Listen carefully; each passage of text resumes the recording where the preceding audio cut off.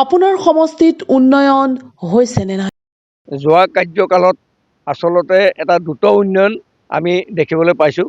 ক্ৰীড়া ক্ষেত্ৰতে হওক, সাংস্কৃতিক দিশতে হওক, বিভিন্ন দিশত ভাবিব নোৱাৰা আমূল পৰিৱৰ্তন হৈছে। বিশেষকৈ ধৰ্মীয় অনুষ্ঠানৰ পৰা আৰম্ভ কৰি সাংস্কৃতিক প্ৰকল্পলৈকে আমাৰ গ্ৰাছৰুট লেভেলৰ পৰা বৰ্তমান পৰ্যায়লৈকে ৰাস্তা ঘাটৰ পৰা আৰম্ভ কৰি আপোনাৰ স্কুল কলেজ বা স্বাস্থ্যখণ্ড হওক বা খেলা ধূলাৰ পৰা আৰম্ভ কৰি গোটেই সাংস্কৃতিক দিশলৈকে সৈতে সামৰি যিটো ব্যাপক উন্নয়ন হৈছে এইটো আমি বিগত সময়ছোৱাত দেখা নাছিলোঁ।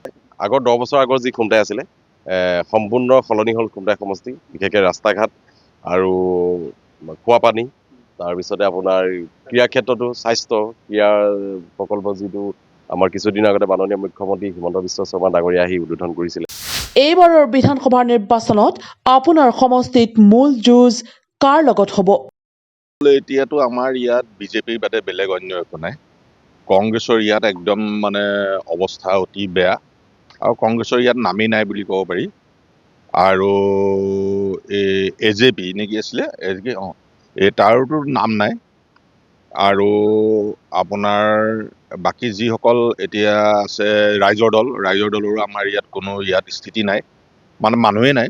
খুমটা সমষ্টিত কংগ্ৰেছ শূন্য আৰু তেনেকৈ দল আৰু কোনো নাই। লগতে আমি যিমান চাহ জনগোষ্ঠী আছোঁ, যিখিনি আমাক বিজেপিয়ে কৰি গৈছে, মৃণালে কৰি গৈছে, সেই অনুপাতে আমি মৃণালৰ বাহিৰে অন্য কাকো সহযোগ নকৰোঁ। অকল বিধায়কৰ কামখিনিয়ে নহয়, তেওঁ যিখিনি কাম কৰিছে তেওঁৰ লগত প্ৰতিদ্বন্দ্বী হোৱাটো এনেও সুবিধা আছে।